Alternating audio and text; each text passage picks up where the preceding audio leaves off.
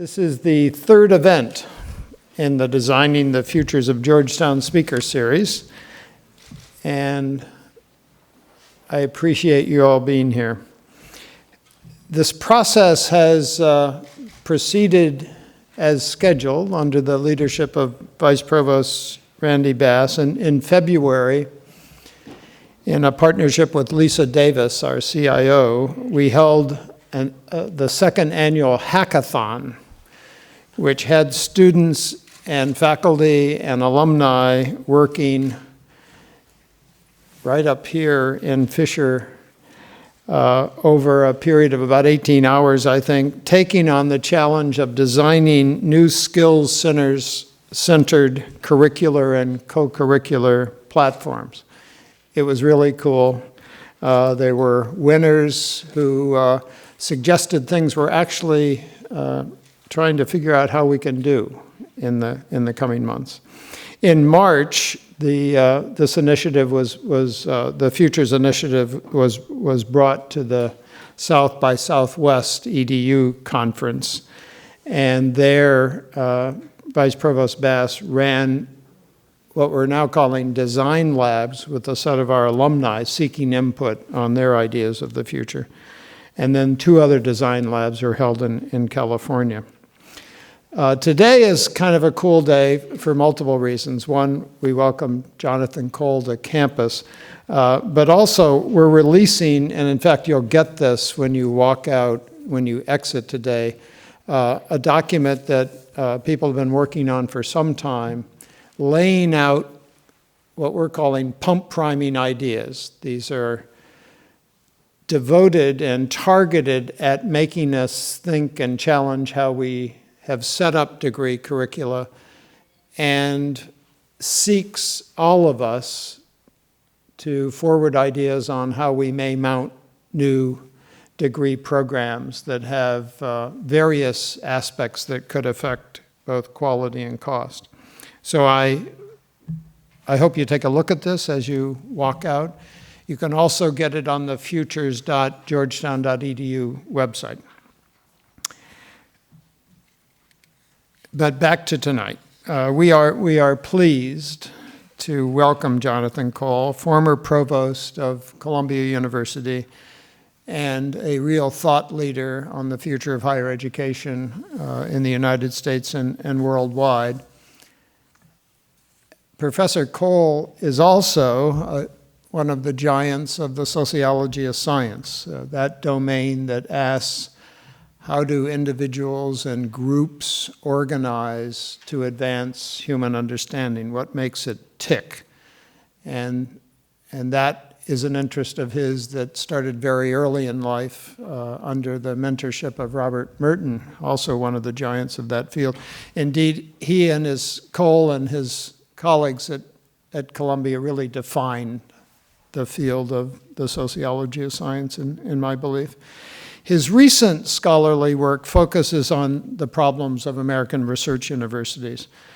The most recent published book of interest in this regard is called The Great American University, its rise to preeminence, its indispensable national role, why it must be protected. You can see there's a point of view in that title.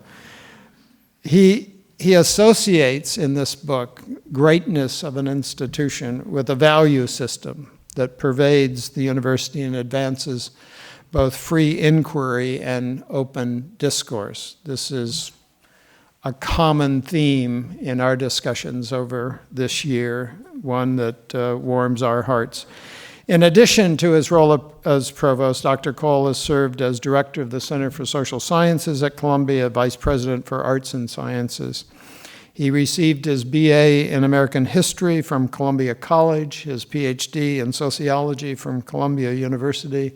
His career has been spent at Columbia. He is Columbia through and through. He's also a member of the American Academy of Arts and Sciences and the American Philosophical Society, two of the country's most important scholarly honorific societies.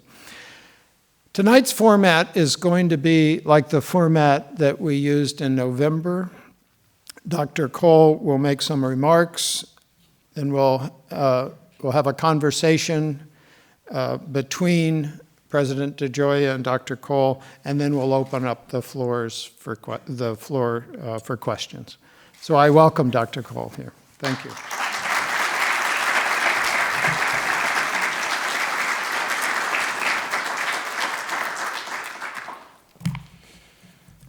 Well, it's very good to be here. You can see I bleed Columbia blue, but it's always nice to be back at Georgetown.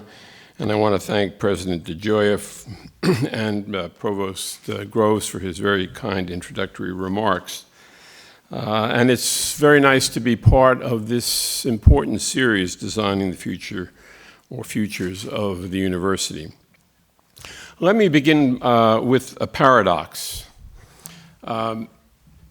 As of 2014, the United States had by far the greatest system of higher learning in the world.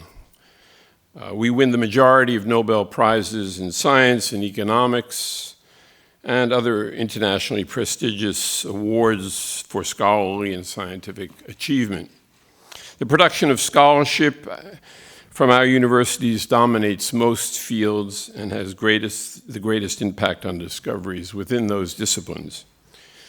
When most educated Americans think about great universities, they don't think that the laser, FM radio, magnetic resonance imaging, global positioning systems, barcodes, the algorithm for Google, the fetal monitor, the pap smear, cures for childhood leukemia, I could go on and on, came from research universities. They don't realize, in fact, that improved weather forecasting, scientific agriculture, methods of surveying public opinion, the concept of congestion pricing, human capital, the self-fulfilling prophecy, were all born at research universities. Even the electric toothbrush, I want you to know. You all know about Gatorade, of course, but the Heimlich maneuver, invented at Cornell, and even Viagra had their origins at these great universities. In short, we're kings and queens of the mountain. Why do we do anything to change our universities until our position is threatened? And there's no good reason to believe that a serious threat is imminent. Why take it upon ourselves, then, to re-examine what we do and who we are and what we ought to be in order to maximize the full potential of great universities and fulfill the missions of our universities in the national interest? Yet that is precisely what we ought to do. The paradox lies, then, in the belief that we ought to think seriously about change in every aspect of our major research universities and colleges, from top to bottom, despite there being no threat to our preeminence. That's what I'm doing here today, and in my book, new book, on what a great university ought to be and ought to look like 25 years from now. I want to begin also with two caveats. One is I'm not trying to prognosticate what these universities actually will be.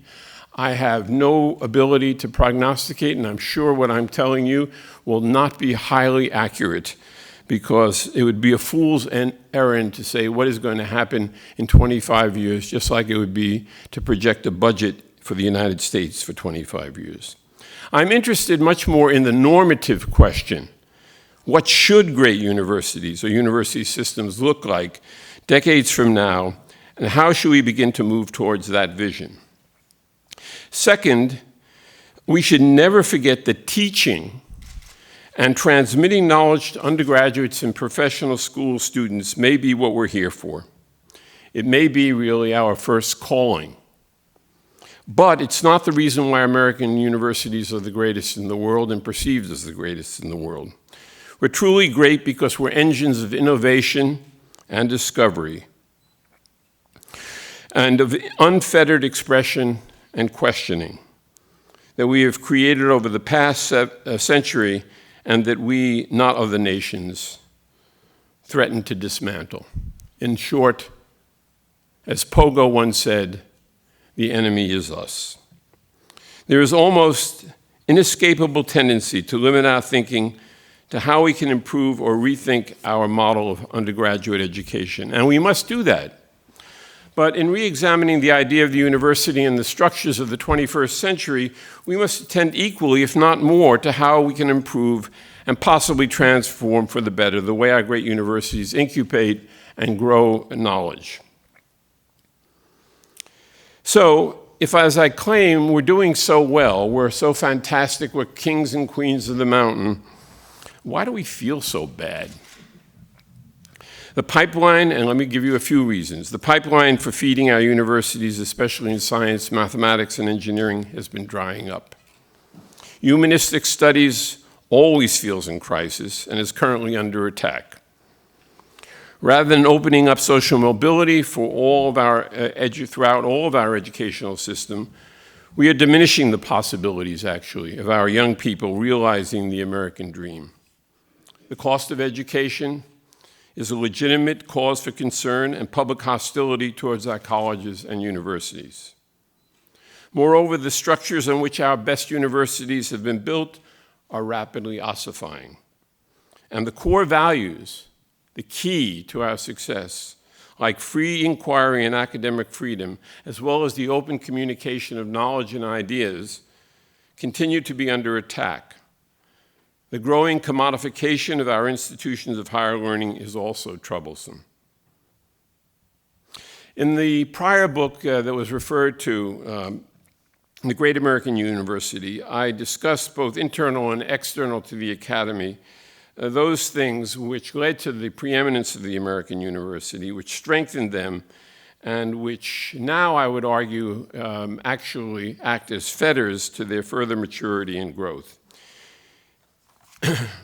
I want to give you just a blueprint of the kinds of things that I think we ought to do, and that is to change our universities from bottom to top, or at least to engage in a debate and discussion about what we ought to do. Let's start with simply the admissions to college. I believe we need a complete reconceptualization of the admissions and financial aid processes operating today at most of the great private and public universities and colleges.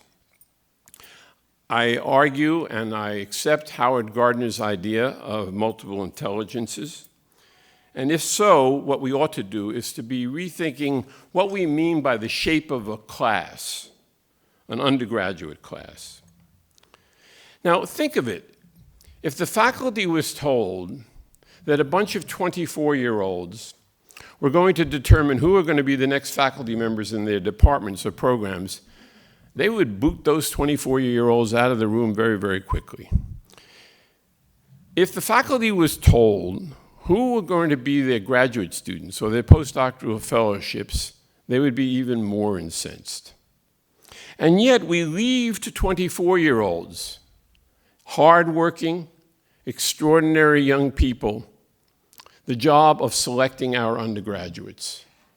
And if there is anything that makes a university great, it's its students, its leadership, its faculty, and its staff.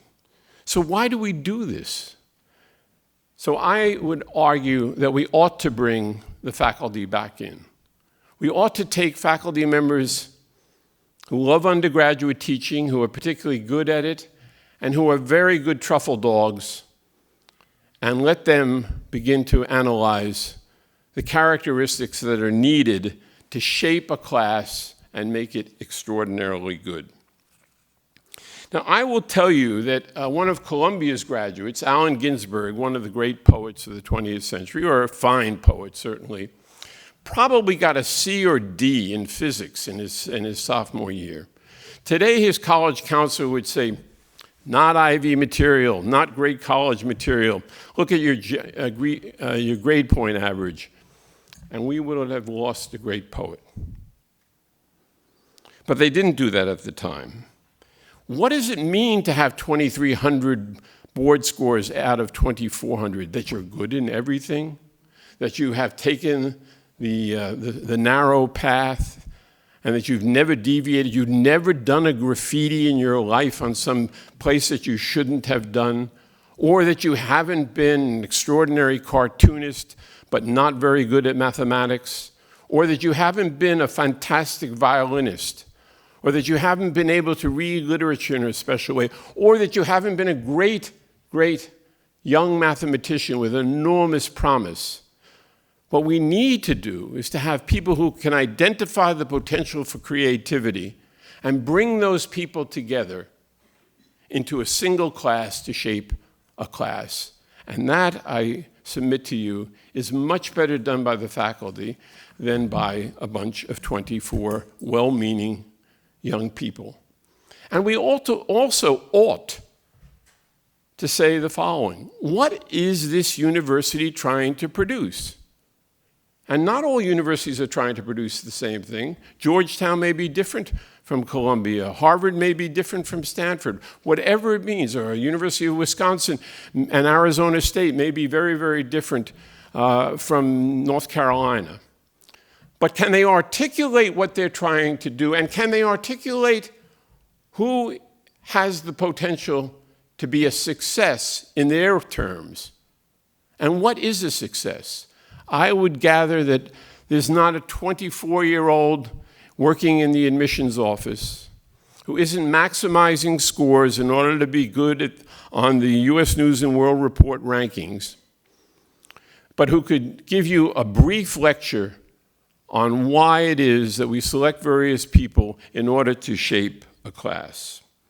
Now, I may be wrong, and perhaps I would be, but an experiment could easily be done. Let me talk a little bit about technology and whether or not we're dealing with fact, fiction, or wishful thinking.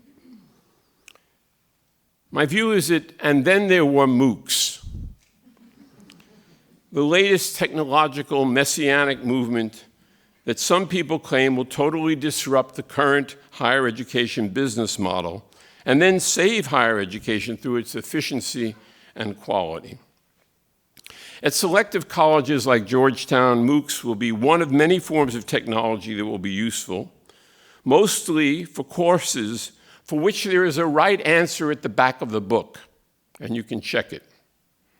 For all other courses, there are subtleties in reading and interpretation where there is a need for argument, for a close-knit community of participants, for critical thinking, where analysis plays back and modifies and moderates initial formulations. And even leaders of these MOOCs, like Richard Levin, the past president of Yale, who just signed on as the CEO of Coursera, said, these MOOCs are not going to replicate the four-year residential education model, and I don't think they will.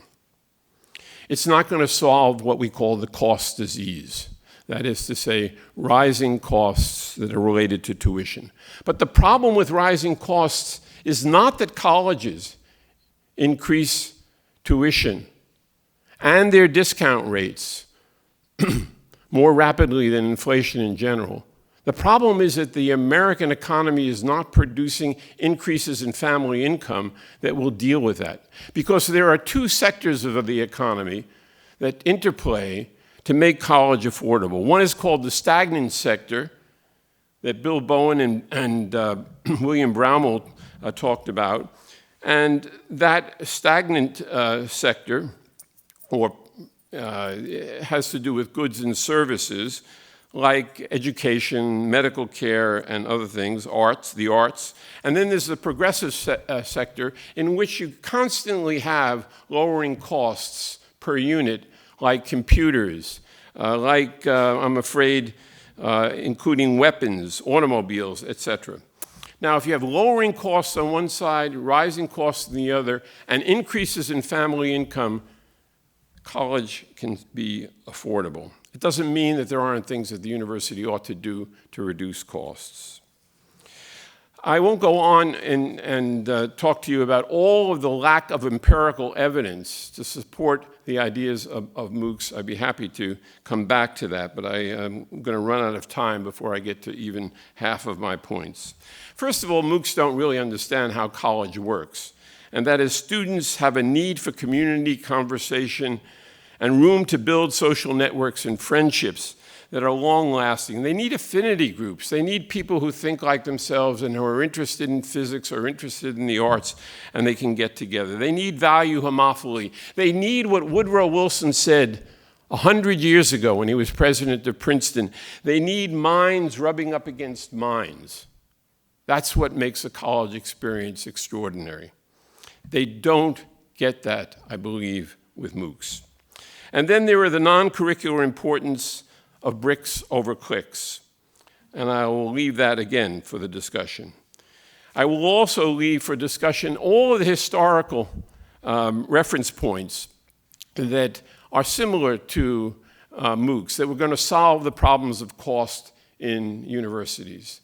And I'll mention only one of those, and that is correspondence courses, which existed, many, many, many years ago. So a sixth point that I want to make that ought to change is the relationship between competition and cooperation at these universities. Fierce competition was one of the hallmarks of American universities in the 20th century, and it actually did very, very good things for the universities, which I'd be happy to expand on. But if you buy my book, you will even get a greater expansion on what that is. But it is time for us to modify in creative ways the levels of competition and move towards greater cooperation. We need to create de facto rather than de jure mergers among elements of universities, either entire departments, units of the university, or universities themselves. Not de facto mergers, but de jure mergers. For example, I once argued that we ought to merge the Princeton and Columbia history departments. Both were in the top 5 or 6 in the country. Both had 65 people. We would have immediately 135 faculty members, and we would allow graduate students to go between either place. We would be #1 in the world by far, and they could take their dissertations and do their dissertations under anyone in either department. Faculty would move from one place to another for a year or two if they preferred to be in New York than the bucolic state of Princeton. But the point of this is, it's going on. Faculty members are already beginning to do it. Jeffrey Sachs, an economist at Columbia who works in sustainability, is giving a course live to 23 different nations and actual seminars in which they participate and go back and forth and discuss these things. And you know how they do it? On their little computers, and he does it from the executive lounge of American Airlines as he's going off to do some consulting somewhere. But this can be improved upon. Competition, I want you to know, will continue to exist, and it's the hallmark of universities, but we ought to find mechanisms that will allow us to cooperate far, far better on the academic side of things. Professional schools ought to be re-examined as well, top to bottom. We need 7 Flexner reports. I don't know how many of you are familiar. I may be the only person who remembers Flexner, old enough to him, but he did this enormous study of medical schools, and we got rid of 50 medical schools. But he really changed the curriculum of medical schools. We need a Flexner report for the School of Law, for medical schools. For example, let's just take medical schools. I have asked the top clinicians at Columbia whether or not they ever use organic chemistry, which is one of the required courses for them. 0. Never use it. How often do you use physics? 0. How often do you use statistics? 0, because I don't understand it and I never had a course in it. So the curriculum needs to be revised. In fact, Mount Sinai has done an experiment in which they let humanists without the pre-med courses into the medical school who had high grades in the humanities. And at the end of the day, their experiment showed that they did just as well as those who had pre-medical courses.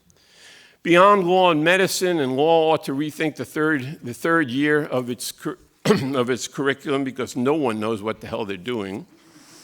We ought to think about ways in which these schools would have to demonstrate value added. In other words, why does a person go to social work school rather than go to work as a social worker? Are they getting more out of school than they would get from the work experience. An eighth thing that we ought to do is to reimagine the campus. You know, there are almost no books that have been written about the American university campus. And in fact, these campuses have been more or less the same for at least 600 years. They're all modeled after the Oxbridge model. They're rectangles. They wall themselves off against the rest of the city. They're horizontal rather than vertical. And in the United States, we, of course, have the academical village of Jefferson. We have the Harvard and Yale house systems and college systems. We even have the Beaux-Arts campus at Columbia, all walled off from the surrounding community. Well, we have to rethink how this is appropriate or not for research that's going on there, rather than simply for undergraduates. Can we break through the horizontal barrier and think about, just in New York, in a densely populated city, a research building that would be 50 or 60 stories high? The largest in the United States and in the Western world is 38 stories at the University of Pittsburgh, called the Cathedral of Learning.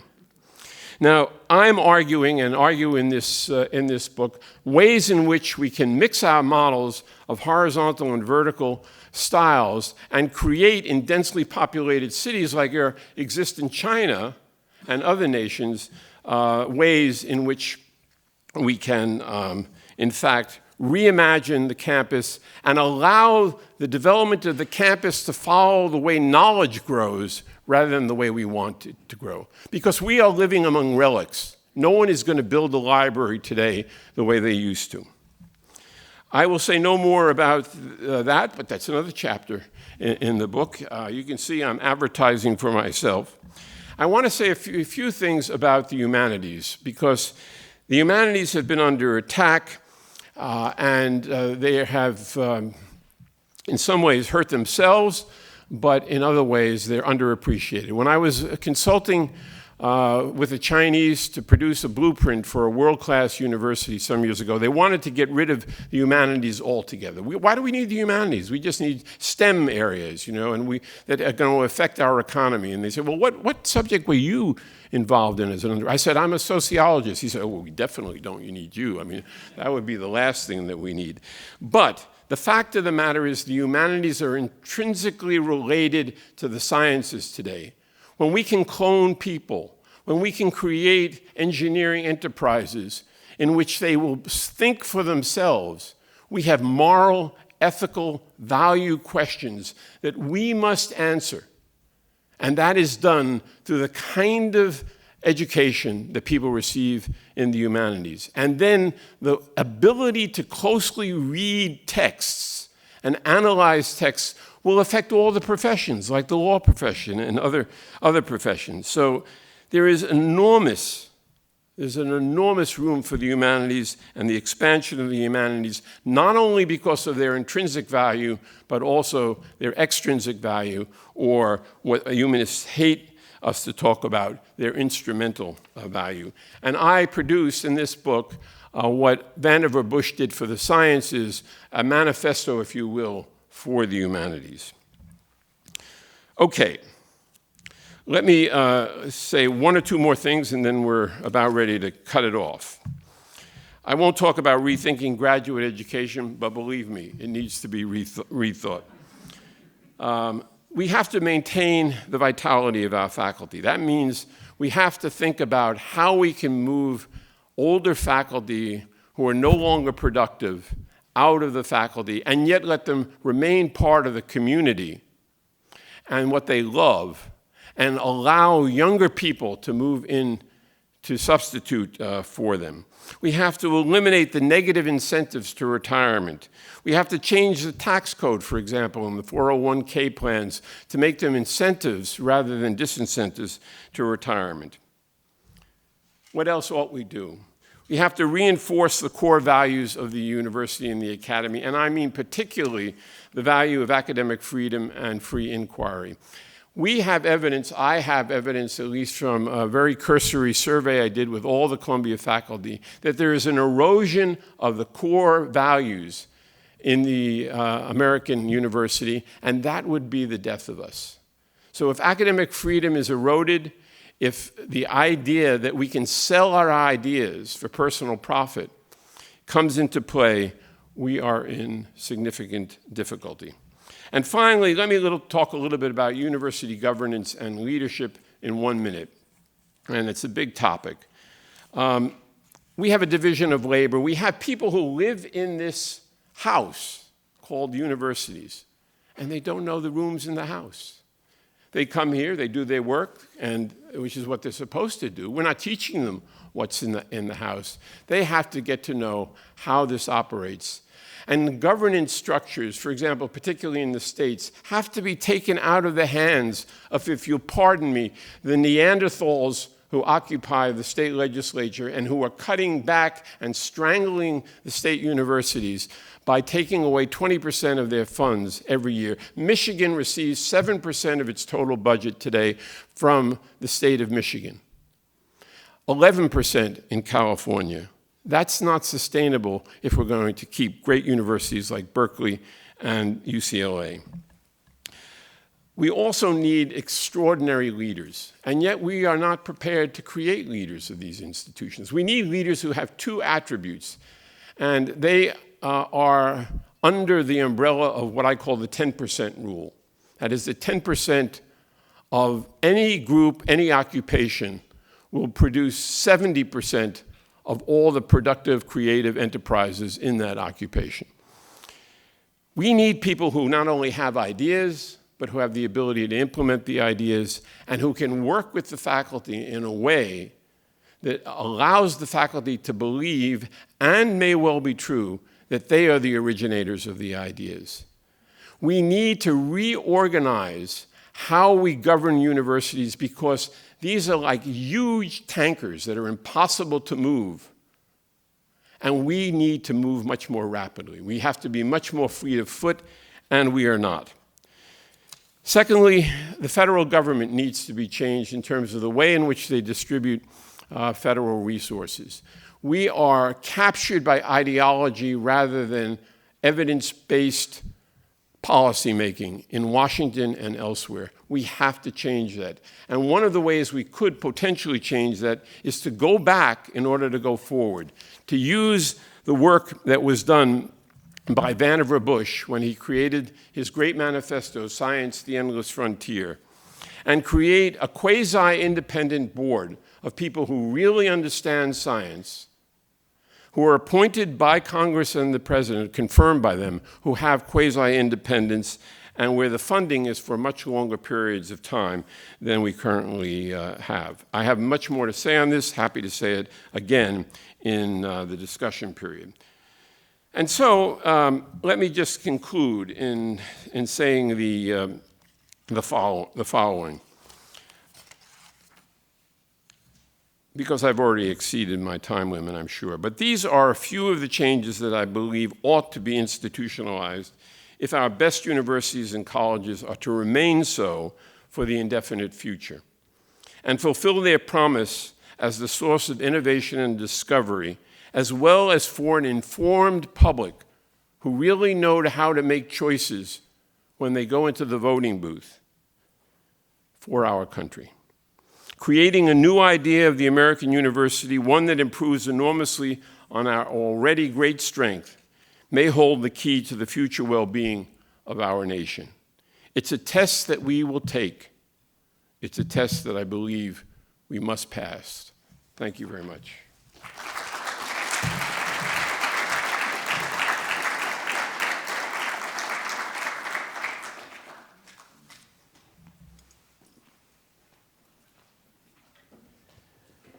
All right. So we're going to go for a little bit here, and then we'll open it up to questions from all of you. Thank you very much for your presence here today and for taking us through a preview of the next book. One of the questions we've been wrestling with, and it's actually embedded in the title of your last book, is this question about what we protect. And one of the dynamics we're wrestling with right now is we are the heirs to an extraordinary tradition here in America, even a deeper and longer one globally. And yet we're now facing some new kinds of forces that are disrupting the context that we're in. What is it that we need to protect? And of the new forces, what do you think it is we need to be able to embrace? Mm-hmm. Well, I think there's a great spirit of innovation in this country, but simultaneously, with that spirit of innovation and that ability to be highly creative, the will to be creative, there is also a current that has existed through our history of anti-intellectualism. And that anti-intellectualism rises up every once in a while. When you think that the state of California today spends more money on incarceration and its prisons than it does on higher education, we're doing something wrong, at least for me, in terms of our revealed preferences. So we have to protect the university from incursions by the government into what we do, incursions that bear the stamp of ideological, non-scientific, non-evidence-based ideas. And that is often what the universities do face, and is something that we ought to be absolutely stalwart in defending ourselves against. Then I think we have to make our case to the American public, which I do not think we have done. I would count myself among those who have failed. We have not taught the American educated public what these universities do to help the nation. And so we haven't taught them what their loss would mean to the states, to the nation, how private institutions and public institutions are really now the seed corn for the future development of innovation and new ideas for this country and the economic well-being of our people. You've been giving some thought to how we might craft a new kind of communication with the public? Yes, I think that academics are traditionally abhorrent of things like advertising, and I'm not. I think it's time that we do what many of the great hospitals have done, which is, at least in New York, advertisements you see almost all the time, even in the Final Four you see them, of New York Presbyterian Hospital, and they have a patient who's come there who has not been able to be treated successfully in any of these other hospitals, and yet has been treated very, very successfully. These are teaching hospitals, like the one at Georgetown and others, and these are advertisements that say, look, this is what we do here. And American universities ought to do the same things. We shouldn't be embarrassed by our successes and our achievements. And so I would love to collectively do that. I would also like to get out of the testing game altogether. I would like us to collectively, even if it's an antitrust violation, say no to the U.S. News and World Report collectively, and say, we don't need you, you need us to sell magazines. And we don't need whether or not your university is ranked 15th or 13th or 18th. It makes no difference. We're trying to create an environment of a certain kind that will produce a certain kind of person. And don't judge us by SAT scores and by other kinds of metrics that have nothing to do with whether or not we are successful with our graduates. Yeah, oh, thank you. You know, first time I came across some of your writing about higher education was a little more than 20 years ago, a piece that you did. Shows you that I didn't have gray hair at the time. But it was a piece you did on, the title was Balancing Acts, in which you looked at a set of dilemmas that you thought defined higher education roughly at the turn of the 90s. And you were in the position of provost at Columbia at the time and wrestling with a whole set of challenges that defined that moment. When you think about the challenges of this moment, looking back now over the course of roughly a quarter century, are we facing a different set of challenges? Is it fundamentally different? How would you characterize this moment as compared to the past? You know, it's a very good question. I think that there are similarities and differences.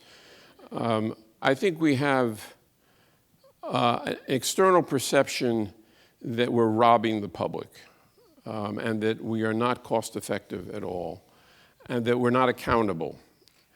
And I think that we have to demonstrate that we are. We're facing extraordinarily difficult financial times, even as we come out of the Great Recession, and where it is possible for the states and others to invest in these institutions.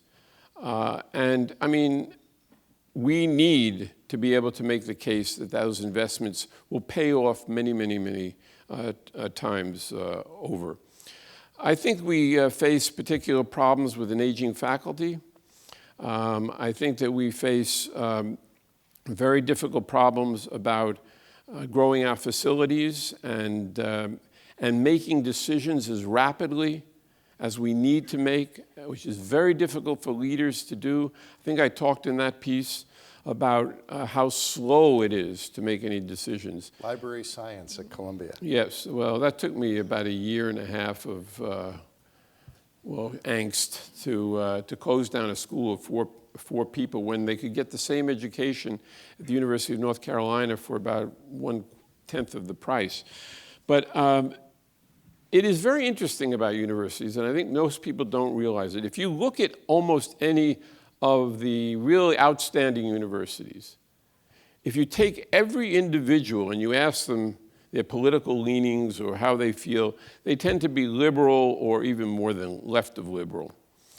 If you take two faculty members and you put them together, they become the most highly conservative force in the world. They don't want any change because there, but for the grace of God, go I. And it is so hard. Don't talk about our faculty that No.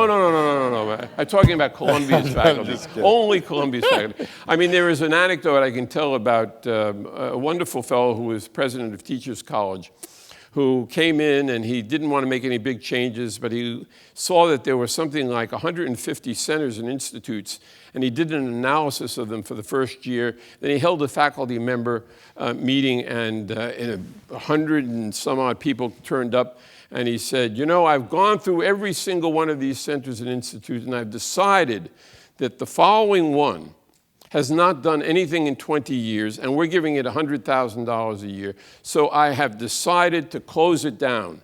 And a hand went up in the back of the room from a faculty member who stood up and he said, give it a chance. And it had only been in existence for 30 years, you know. So it's very hard to change these institutions, and that is why I think there is going to be a need, which I didn't talk about in that piece, of the equilibration of what is left to the administration in good faith and what is left to the faculty to decide. There's no question that faculty have a whole set of prerogatives, like I was saying, about admissions, about promotion, about all these kinds of things, and an influence on new programs.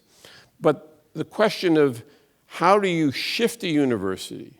How do you shift its course into more interdisciplinary work? How do you link up with other universities? These are all things for which there tends to be a great resistance and requires bold leadership. And it's very, very difficult at universities because the leaders, as you know better than I do, they lead by authority. They don't lead by power. If you were working at Goldman Sachs, you would say, this is the change of direction, and if you're not with the program, goodbye. In a place like Georgetown or Columbia, you don't say that to the faculty because you probably would be out of a job pretty quickly. So you have to work with the faculty, and the faculty is very conservative on these things. So it produces a dilemma of choice. Sure. You mentioned the word interdisciplinary, and in Bob's introduction, he described your own background academically. You were part of a group of people who really constructed a new field of scholarship, the sociology of science. Tell us a little bit about the nature of your own experience in constructing an interdisciplinary project. Well, I was very fortunate to have a fantastically brilliant mentor in Robert Merton. And he was very much interested in both the history, philosophy, and sociology of science. And he tried to integrate those. He met huge resistance from the physicists. For example, we had a great physicist named I.I. Rabi, who spawned 8 Nobel Prize winners other than himself. And Robbie thought no non-scientist could possibly ever study science. So they weren't willing to get involved with us. But it seems to me that for the nation's large problems, whether they be energy, whether they be sustainability in the environment, whether they be disease, you no longer can go it alone. So the new foreign languages of universities are the languages of other disciplines.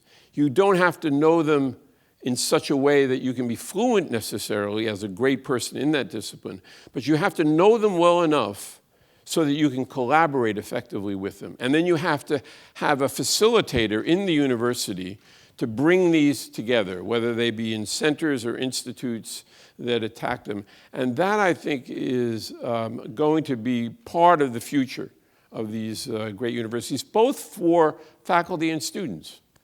Yeah.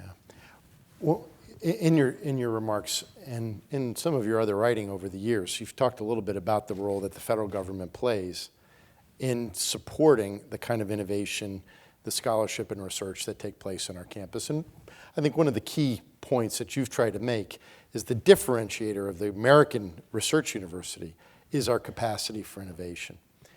For the first time in our lifetime, for the level of state support for higher education, let me put it another way. The level of funding across the nation for research is down for the first time since 1974. Negative this year over last year. NIH is down from 2012 levels. We haven't restored it after the new budget came into place. You've commented on already the level of state support. 7% in Michigan, 11% in California. It's down to 4% in Colorado. What kind of effort do we need to be able to reimagine and restore the role that the federal government plays? Well, I think it's extremely important, and I think it needs to be done on two levels. One is the research level, and we have to educate the economic consequences of not investing in these new disciplines and these interdisciplinary efforts. And that is across the aisle. We tend to get much more support, as you know, for disease and the NIH, because if you're a Republican or you're a Democrat, you have somebody in your family who has Alzheimer's. And so they're more likely to support efforts to support those kinds of disease prevention programs. But for basic core research, we need to be able to get to the members of Congress and to be persuasive enough, or to persuade the electorate to elect those kinds of people who will vote in favor of this. And let me just give you an example. The University of California at Berkeley, has gone through a very difficult time. A lot of people just love to be in Berkeley, and they'll never move from Berkeley. It's like New York City in a way, or Washington. But think of it in the following way. If Berkeley loses 40 or 50% of its state money and is not paying its faculty, its great faculty, very well, we moan for it. We bemoan its fate, and yet we're right in there like vultures trying to get the very best of them, and we try to pick them off, and they take their early retirement or their retirement packages, and then they go to Harvard or whatever it might be. When they lose that faculty member who has contributed an innovation that leads to a startup company, and for every job in the startup company, we know that there are 5 or 6 jobs that are related to that. And we take that innovation out of the state. There are no longer great graduate students going because they don't have professors to work with. The professors are gone. The jobs are gone. So it has a cascading effect on the economy of these states. And if the federal government is not supporting researchers, for example, in R01 grants, where now the typical medical school graduate doesn't get his or her first independent grant for set up his own laboratory or her own laboratory until she's 43 years old. I mean, that's middle age before they get to do their own work and not work for a mentor. There's something wrong with that. So I propose in my book a second moral act, Moral 2 Act, in which the government is restructured in terms of its funding of science and the funding of students, which I think it has a tremendous need to invest in. The government, the federal government, has a need to see that our population, especially those from underprivileged backgrounds, have access to places like Georgetown and then can go on to innovative careers. I think it's essential. I'm not going to outline what my program is for that. I'm going to do that on 60 Minutes. We'll be watching. I'm going to open it up in just a second. I want to ask one more question. You know, in your last book, you were very clear about the core set of values that have animated the American Research University over the course of our history. And we've been talking a little bit about some of the threats that we face. And we've focused a bit on external threats. What about internally? When you think about the way in which we sustain the ethos of our institutions, what are the internal threats to those core values? I think it's an excellent question, and I'll just mention two, because I know I'd love to get questions from the audience. One is the tendency of our student bodies to be afraid of expressing different points of view from their faculty advisors or their faculty members. These are youngsters who get into places like Georgetown and to Columbia because they have taken the straight and narrow path. And I have asked people in my seminar, have you ever had an idea that fundamentally differs from your professors but have held your intellectual punches because of what you felt were the consequences? And every person raised his hand. This is at Columbia, where we have riots every April. And I asked why. And said, well, it may affect my grade. It may affect my getting into law school or medical school. And I'm saying to myself, you're living your life. Right now, you're living your life. So why are you afraid of it? I mean, express these ideas. These should be the essence of the university, is that nobody speaks for the university. And not the president, not the provost, nobody speaks for the university, because that can have a chilling effect on dissent. And what we want to engage in is dissent and criticism, and which you can only do really well at a university. Let me leave it at that. Okay. Let's open it up. Questions? The lights are such that it's a little difficult, but I see somebody right here. Please, stand up. We have a microphone coming right down the aisle. I'm loud. I'm good. Well, we're actually on. We're recording this, so it'll probably be better if you. Okay, this is intimidating. I just have a question related to your previous thought about integrating the vertical and the horizontal of the universities that have already been built. For example, with Columbia and Manhattanville, there's this whole stigmatization of Columbia in Manhattanville because the impression that Columbia has this sort of omnipotence that they can come in and take all this space. So how do you balance the need for research and the need for letting people in, per se, the Ivy Wall, and the full integration of community and university without the alienation? Were you ever in my seminar? Yes. Yes. Okay, so we have a person in Washington who was part of one of my seminars. How are you? And the answer to that is, one, I think in Manhattanville we're creating jobs. We're not really taking away jobs. We didn't dispose many people at all. We're actually going to do a variety of things, I think, ultimately to enhance the community, although the community will change. And the question is, how much does one want the community to change? It will become like everything in New York, much more gentrified, I suspect. As will be a long educational corridor that will run from the medical school at 165th Street all the way down to 95th Street, I believe. And City University is going to be involved in that. A whole bunch of units will be involved in that. But you raise a very, very good question, and that is, Suppose I have a 60-story building. How do I know I'm not going into a skyscraper? How do I know I'm going into a university? When you enter the Columbia campus, those gates, which actually prevent others from getting in, you immediately know you're on a college or university campus. So how do we permeate the boundaries? How do we allow the community in with the understanding that the community is not going to do nanoscience? And there is a role for the expert and the nature of specific people at the university. And the university is a very special people and a very special institution. But the issue of edges, the issue of boundaries, the architectural initiative that's needed is great, but we can put it to great architects. Great architects have worked on university buildings, but they've always worked within the constraints of what they've been given, which is not verticality, but horizontal buildings. If you have a skyscraper 60 stories high, you have the possibility of great flexibility, as you have in skyscrapers. For research, you wouldn't want to run your academic programs necessarily in there.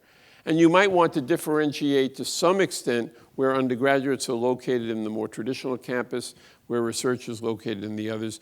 These are all open ideas and open questions. And they're important ones. But I don't think that it's really a question of us being hegemonic towards the community, although some people think that's true. In fact, the people in our community don't think of Columbia as part of the community.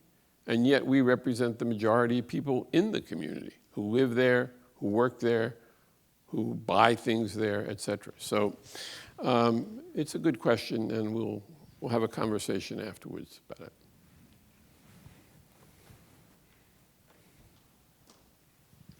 And please introduce yourselves. Hello. Yeah, Jonathan, welcome. I'm Norman Birnbaum. We're old colleagues. First of all, let me, as a former member, excuse me, of the Faculty of Politics at Oxford, defend Oxford. Oxford has had a remarkable opening to the world, chiefly arranged by some of its graduates who did television, namely the great series about Inspector Morse, followed by the series about Inspector Lewis, which have completely transformed the view of the university, of the society, and its quality has improved drastically ever since. But I want to ask another question. When you were an undergraduate at Columbia, you took contemporary civilization, humanities. These courses, which were preceded the great books curriculum of Hutchins at Chicago, and certainly preceded the general education program at Harvard, produced astonishingly well-educated people who went into all kinds of different fields. This was a kind of core curriculum and an introduction to the world of learning and culture, which was Columbia's great gift, not alone to New York, but to many, many other universities. What's become of this program, and how do you see it integrated in the future of education? Another very good question. The Columbia Core continues to thrive. They have continual problems of dealing with the sciences and how to present the sciences. But humanities and contemporary civilization, art, history, and music as part of the core continue to thrive. But that's one form of a curriculum. I happen to have gotten a great deal out of it. My daughter, who went to Brown, whom I disparage, not my daughter, but Brown, Brown for going to that place with an irresponsible curriculum, did brilliantly at Brown, and it was perfect without a core curriculum. So I want to make sure that people know that there are many different ways of becoming a very well-educated person. Columbia has one model, Chicago another, and there are other places that have very different models. But in my book, one of the things that I do advocate is based upon my own experience at Columbia, which was to be what I call an organized dilettante. Now, I don't mean dilettante in the most disparaging way. I mean dilettante as an amateur, as it were. And when I came to Columbia, what I really wanted to do was to rub minds with the great minds of Columbia, So I didn't care about majoring. I didn't care about double majoring. What I cared about was, how did Lionel Trilling think? How did Jacques Barzun think? How did Meyer Shapiro think? How did Polycarp Kush, the physicist, think? How did Robert Merton think? I wanted to experience those minds, those creative minds, so that some of it might rub off on me and through interaction rub off on me. And it's something I believe in very, very strongly. I advise my students to do that. They don't very often because they think it's the death knell to getting into professional schools, which I think they're quite wrong about. But the point is that there are many, many ways of getting an education. It depends on great teachers and great mentors and great fellow students to learn how to read a text, whether it be Moby Dick or whether it be, the Fairy Queen. It will give you a set of skills that can be used anywhere. Now, I do believe that there's something about the Columbia Core that distinguishes it so you can tell a Columbia graduate. But that doesn't make the Columbia graduate better educated than people from other places. There are many ways to skin this cat. Thank you. Yes. Right here. I hope there aren't too many cat lovers. Marilyn McMorrow, School of Foreign Service. If you can, could you tell us what happened to your plan for the de jure, de facto history departments? Where did you find openness to it? Where did some of the resistances come? And then also you said you had good ideas you have ideas for how faculty could move into retirement without having to leave the community they love, and I'd love to hear some of those ideas too. Okay, let me take them, one at a time. The first one first. The idea for merging the history departments at Princeton and Columbia came from me, and it was proposed to the then provost of Princeton, who was an astrophysicist named Jerry Oistrakher.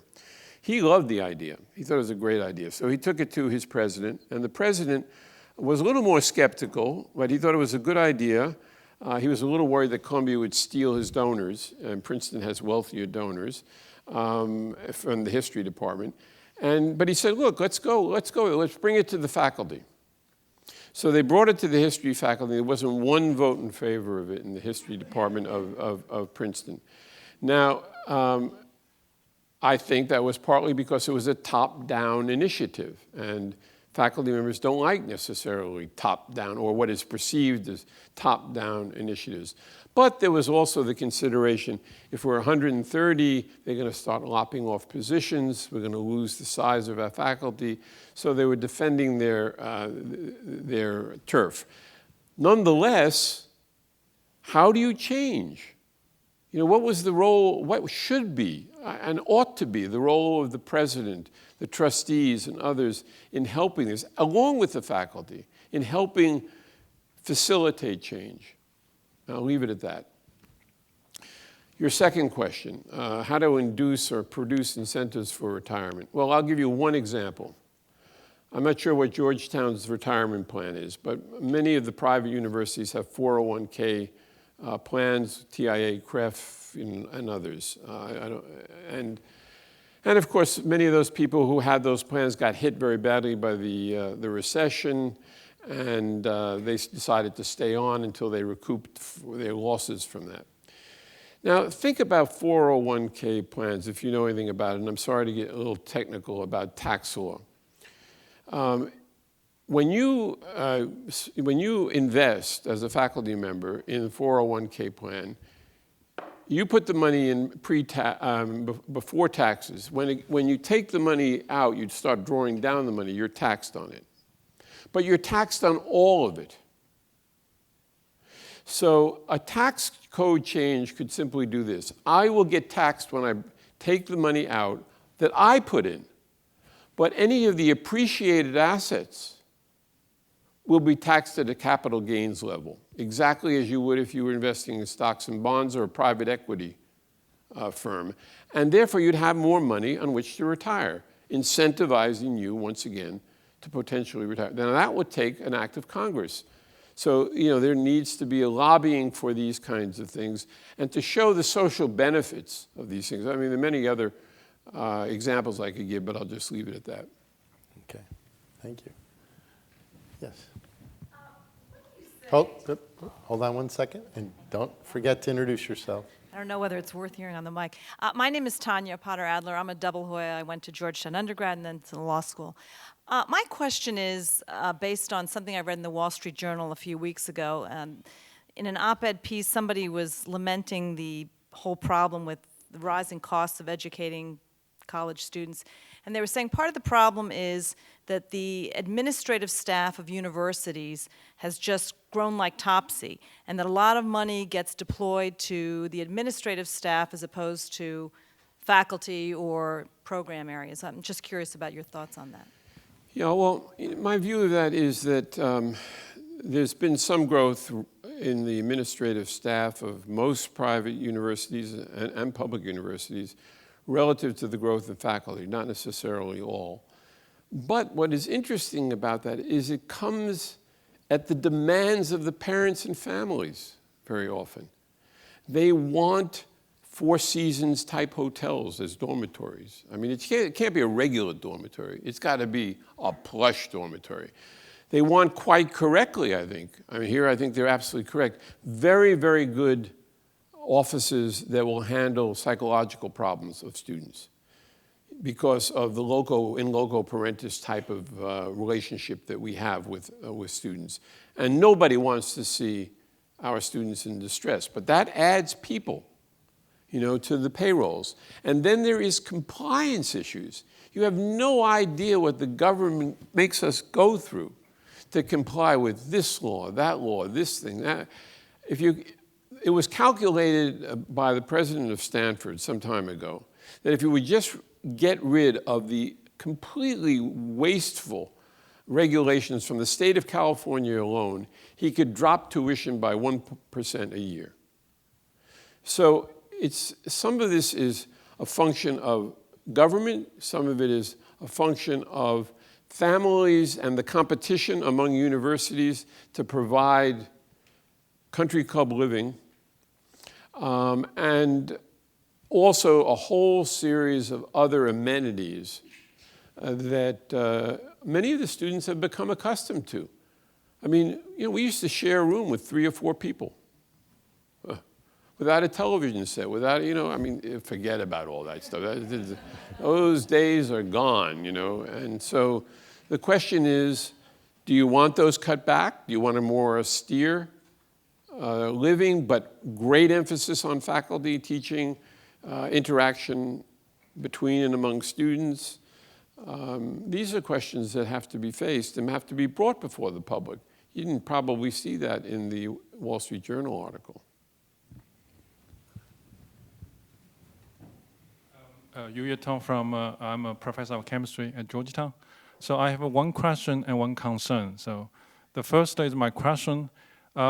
You righteously addressed that United States need, desperately the evidence-based policy. But as we know that United States Congress is not their forte to do any kind of evidence-based policy.